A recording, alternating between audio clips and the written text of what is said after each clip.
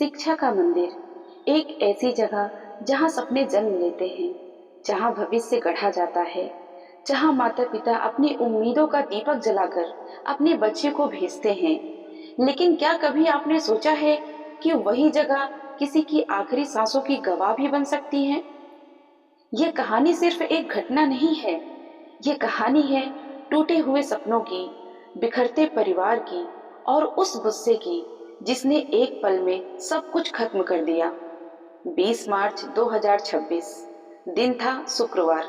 जगह उत्तर प्रदेश का वाराणसी, जिसे काशी और बनारस के नाम से भी जाना जाता है। यह वही शहर है जहाँ गंगा बहती हैं, जहाँ सुबह आरती से होती है और रातें मंत्रों की गूंज में डूब जाती हैं। लोग यहाँ मोक्ष की तलाश में आते हैं, शांति पाने आते हैं। लेकिन उस दिन उसी शहर में एक ऐसी घटना हुई जिसने हर दिल को हिलाकर रख दिया। वाराणसी के शिवपुर भोजूवीर इलाके में स्थित उदय प्रताप कॉलेज, जिसे लोग यूपी कॉलेज के नाम से जानते हैं, यह सिर्फ एक कॉलेज नहीं, यह पूर्वांचल के हजारों युवाओं के सपनों का केंद्र है। गांवों से आने वाले छात्र यहाँ पढ़ने आते हैं, अपने परिवार का नाम रोशन करने के लिए, कुछ बनने के लिए। गाजीपुर जिले के एक छोटे से गांव दुबैथा कपसेटी से आया था एक लड़का, सूर्य प्रताप सिंह। उम्र लगभग 22 से 23 साल। पढ़ाई बीएससी गणित या बीए सेकेंड ईयर जैसा कुछ लोग कहते हैं, लेकिन असली पहचान एक सपना देखने वाला लड़का। गांव का सीधा साधा माहौल, मिट्टी की खुशबू, माँ की ममता, पिता की मेहनत, इन सब को लेकर वह शहर आया था। उसके माता पिता ने शायद अपनी ज़रूरतें कम कर दी होंगी ताकि बेटे की फीस भर सके। माँ ने शायद अपने हिस्से का खाना छोड़ा होगा ताकि बेटे को शहर में कोई कमी ना हो। उन्हें भरोसा था मेरा बेटा एक दिन बड़ा आदमी बनेगा। लेकिन कॉलेज सिर्फ किताबों की दुनिया नहीं होता, वहाँ होती है राजनीति, गुटबाजी, सर्वोच्च की लड़ाई। और यही सब धीरे धीरे सूर्य की जिंदगी में भी आ गया। सूर्य प्रताप का विवाद कॉलेज के ही कुछ छात्रों से चल रहा था। दूसरे पक्ष का नाम था मंजीत चौहान, वह भी उसी कॉलेज का छात्र था। उसके साथ उसके दोस्त अनुज ठाकुर और अन्य साथी। शुरुआत छोटी थी लेकिन अहंकार बड़ा था। छोटी छोटी बातों ने धीरे धीरे नफरत का रूप ले लिया। 20 मार्च की सुबह सब कुछ सामान्य था। क्लासेस चल रही थी, छात्र हंस रहे थे। किसी को अंदाजा नहीं था कि कुछ ही मिनटों में सब कुछ बदल जाएगा।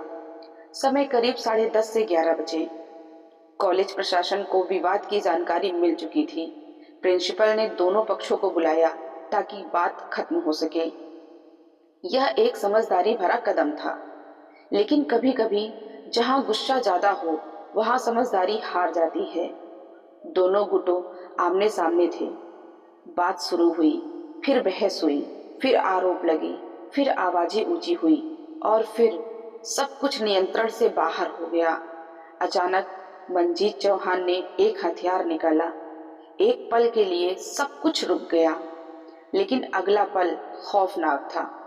धड़ाम धड़ाम धड़ाम गोलियों की आवाज गूंज उठी। करीब से लगातार फायर किए गए।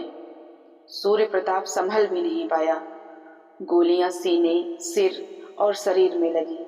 सूर्य जमीन पर गिर पड़ा। खून, चिल्लाहट, भागते लोग। कुछ सेकंड में पूरा माहौल बदल गया। छात्र जान बचाने के लिए भागने लगे। जो हंस रहे थे अब रो रहे थे, जो बात कर रहे थे अब चीख रहे थे।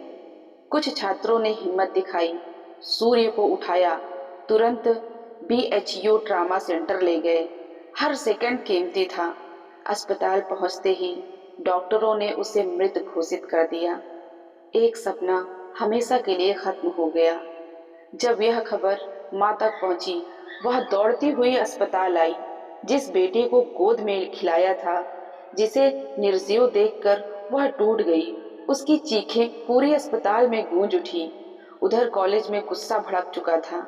छात्रों ने विरोध शुरू कर दिया। तोड़फोड़, नारेबाजी, हंगामा। सब कुछ बेकाबू हो गया। पुलिस मौके पर पहुंची, एफआईआर दर्ज हुई, आरोपी फरार थे, टीमें बनाई गईं, सीसीटीवी खंगाले जा रहे थे। इस घटना में सिर्फ एक जान नहीं गई, कई जिंदगी खत्म हो गई। एक माँ का सहारा चला गया, एक पिता का सपना टूट गया, एक परिवार बिखर गया और आरोपी अपनी जिंदगी जेल में बिताएंगे। यही कहानी हमें सोचने पर मजबूर करती है।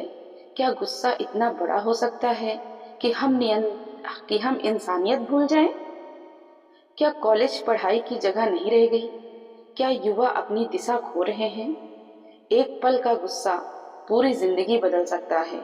सूर्य प्रताप अब वापस नहीं आएगा, लेकिन उसकी कहानी हमें चेतावनी देती है। दोस्तों, अगर आपको हमारा वीडियो पसंद आया हो तो हमारे वीडियो को लाइक कीजिए और हमारे चैनल को सब्सक्राइब कीजिए।